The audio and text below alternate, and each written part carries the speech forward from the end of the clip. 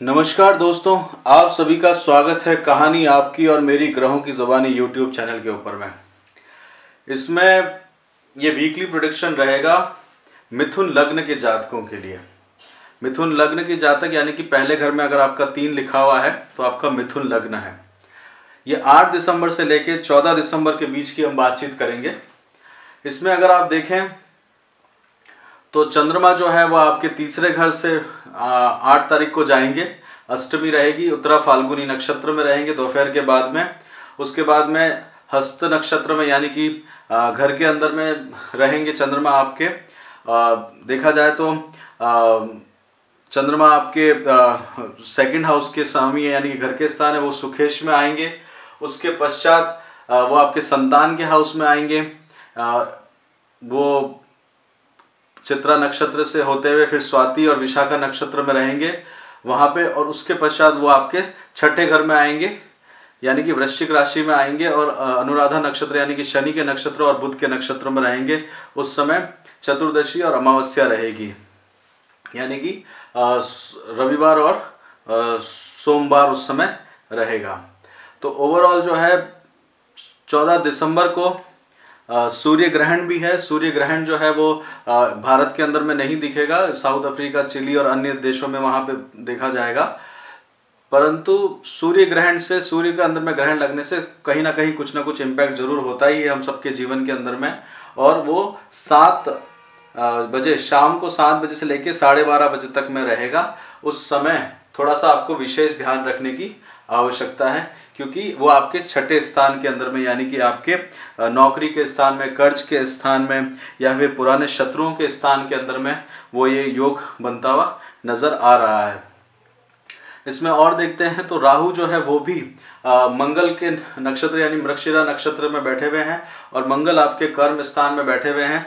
तो काम के अंदर में उसने आपको जरूर एक कोई ना कोई बहुत बड़ा सा झटका जो है वो अवश्य दिया ही होगा। और मंगल जो है वो बुध के नक्षत्र में है। बुध जो है वो आपके लिए आपके लग्नाधिपति हैं और लग्नाधिपति जो है वो स्वयं आपके 6th हाउस के अंदर में है, जिसके कारण आपको थोड़ा सा शांति, जो खुद की मन की शांति और हेल्थ के रिगार्डिंग प्रॉब्लम जो है आने के चांसेस इसमें दिख रहे हैं, क्योंकि बुध जो है स्वयं आपके 6th हाउस में आए हैं। और अगर इसको और देखा जाए तो बुध जो है वो वृश्चिक यानी अनुराधा नक्षत्र यानी कि शनि के नक्षत्रों में रहेंगे। शनि जो है वो आपके अष्टम स्थान में बैठे हुए हैं। अष्टम स्थान के अंदर में अगर आप देखें तो शनि जो आपके लिए है वो अष्टम और नवम स्थान के स्वामी है। वहां पे वो आपको थोड़ा सा उदासीन करते हुए नजर आएंगे। साथ ही साथ में आपके भाग्य को भी थोड़ा सा मंद होते हुए आपको नजर आएगा। शनि के साथ में गुरु बैठे हुए हैं। गुरु जो है उत्तराषाढ़ नक्षत्र यानी सूर्य के नक्षत्र में बैठे हुए हैं। शनि भी जो है वो भी उत्तराषाढ़ नक्षत्र यानी कि सूर्य के नक्षत्र में बैठे हुए हैं। हालांकि उत्तराषाढ़ नक्षत्र के बाद में शनि जो है वो बाद में अभिजीत नक्षत्र के अंदर में अपना मूवमेंट लेंगे, जिसके कारण आपको थोड़ा सा लाइफ के अंदर में थोड़ी सक्सेस होती हुई नजर दिखेगी। परंतु अभी जब तक सूर्य जो है वो स्वयं केतु के साथ में ज्येष्ठा नक्षत्र में बैठे हुए हैं, बुध के साथ में, तो बुध भी जो है आपको खुद के रिलेटेड और घर की सुख शांति के रिलेटेड आपको थोड़ा सा व्यवधान होता हुआ दिखेगा। साथ ही साथ में आपको देखा जाए तो गुरु जो है वो भी सूर्य के साथ में ही है और शनि उसके साथ में बैठे हुए हैं। और गुरु वहां पे कैप्रिकॉर्न यानी कि मकर राशि के अंदर में बहुत अच्छे उच्च के नहीं होते, जिसके कारण में गुरु का आपको थोड़ा सा जो सपोर्ट है वो मिलता हुआ आपको कम दिखेगा।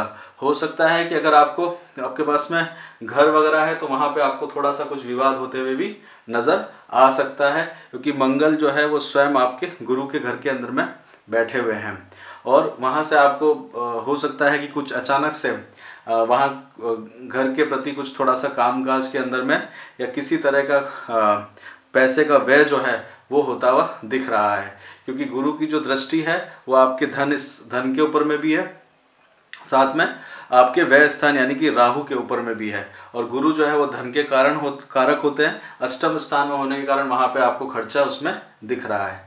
आपके संतान पक्ष में अगर देखा जाए तो शुक्र जो है, और अगर जो बच्चे पढ़ रहे हैं तो उनको थोड़ा सा अगर पढ़ाई में देखा जाए तो समय को बहुत टाइम मैनेजमेंट इस समय करने की इसमें ज़रूरत है, क्योंकि हो सकता है कि आपके साथ में दोस्त आपके जो है वो आपका समय जो है वो नष्ट करते हुए आपको इसमें इस समय नज़र आएंगे।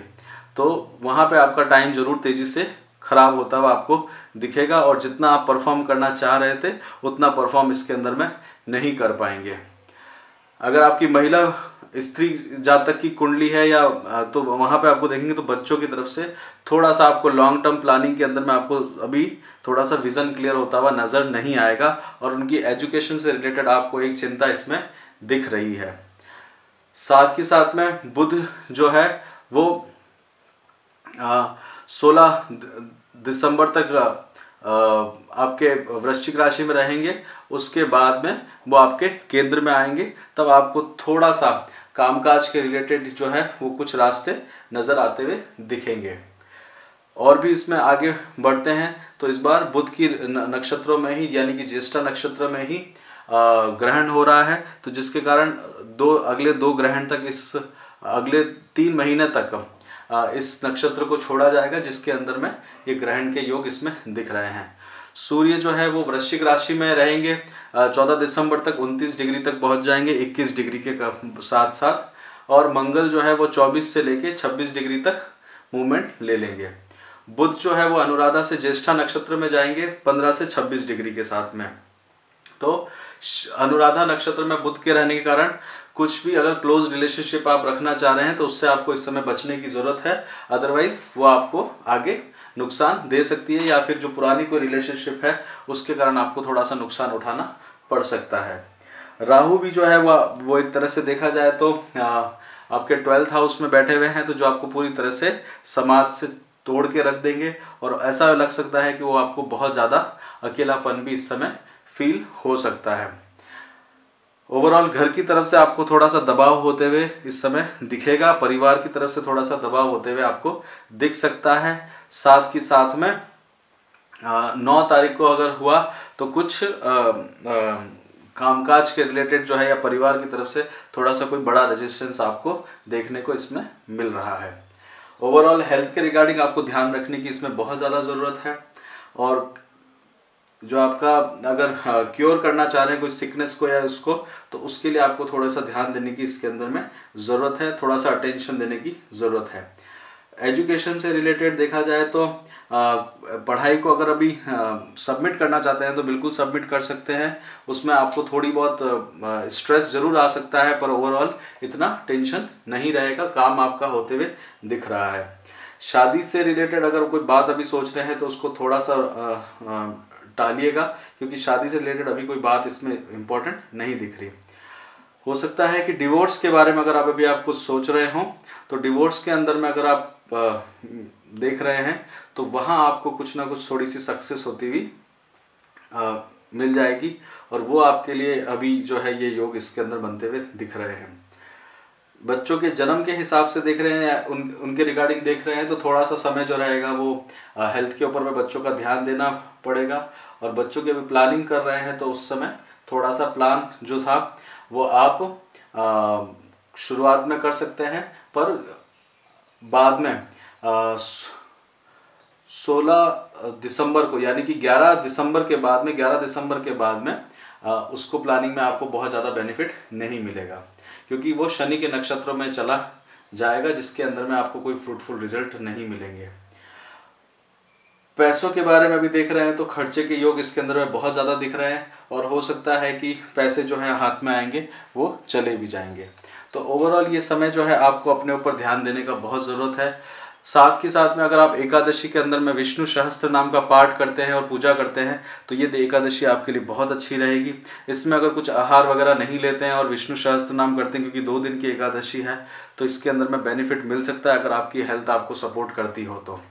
साथ के साथ में चंद्रमा जो है वो आपके घर के स्थान में भी है, तो प्रदोष व्रत अगर आपकी कुंडली में चंद्रमा की पोजीशन अच्छी नहीं है और नक्षत्रों में चीज़ ठीक नहीं है तो उसको भी आप इसके अंदर में देख सकते हैं।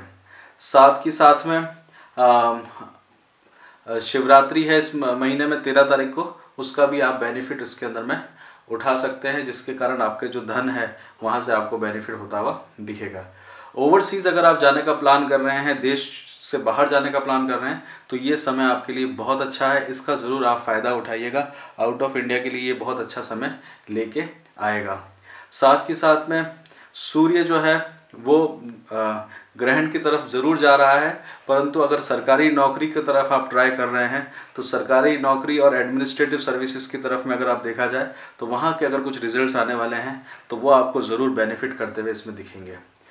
ये ओवरऑल जो है वीकली प्रेडिक्शन रहेगा 8 दिसंबर से 14 दिसंबर का। आपका बहुत बहुत धन्यवाद इसको सुनने के लिए।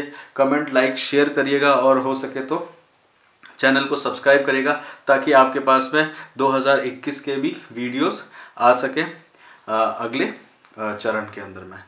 जय श्री राम।